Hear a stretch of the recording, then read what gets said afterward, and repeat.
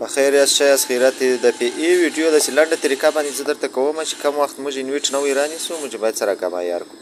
ګوره دا د پی ای 4000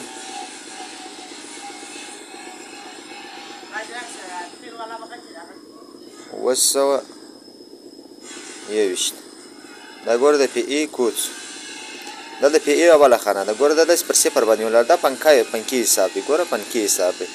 دا ګوره باید موږ داسې یو وکړو. بیا کوم وخت چې اتومات انویټ ګرم سي د خپل اتومات پکه چلندوي چې کله یخ سي پرته اتومات ګلیږي پکه. دلته ګوره د پی ای 02 خانه ده. ګوره دلته 00 دی. دا ګوره دلته کلیواټ حساب دی. سیده ګوره اوس موږ 4 کلیواټ سمرسیبل دی. ګوره موږ پر 4 باندې درو 5.5 دی پر 5 درو 6.5 دی پر 6 درو. ګوره دا رقم چې بس داسې پسې ورلوډېږي او دا ګوره اوس 4.5 کلیواټه سمرسیبل دی. دا انویټ پر سمومه ګوره دا 4.5 کلیواټه دی. زه پر 4 دروم هغه بیا به دغه درېیمه خانه کې معلومیږي. ګوره پی ای 03 خانه ګوره دا 4.5 کلیواټه صحیح دی. دا ګوره بیا 4 پی ای 04 خانه ده. ګوره دلته ګوره دا پر 380 د کمپنۍ سره ولاړ دی. ګوره هغه پر هنداره پسې فرق لري. څو دانې اووه هندارې 220 اته دانې 240 هغسې پسې راځه. کم وخت چې 12 دانې یا 14 دانې هندارې سي هغه باید موږ په 380 ورته ودرو چې کرنټ اضافه وي. دا ګوره زه اوس دلته پر 220 جوړوم. دا ګوره اووه دانې هندارې دي په دې باندې زه 220 جوړوم. سیده ګوره دلته زموږ انویټ 5000 پر مخ راپورته کړله. سیده 5مه خانه دا دي. ګوره په دې کار مه لره. په 6مه خانه کار مه لره.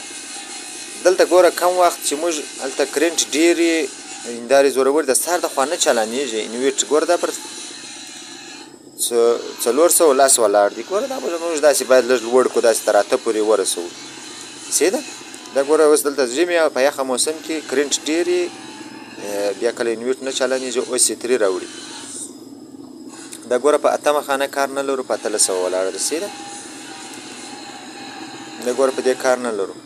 او بل کم ورور چې دا اوس غوښتنه کړې وه زما انویټ 380 مې واړوي اوس یو 2 یا 3 پورې فریکونسي لوړي اضافه نه لوړي.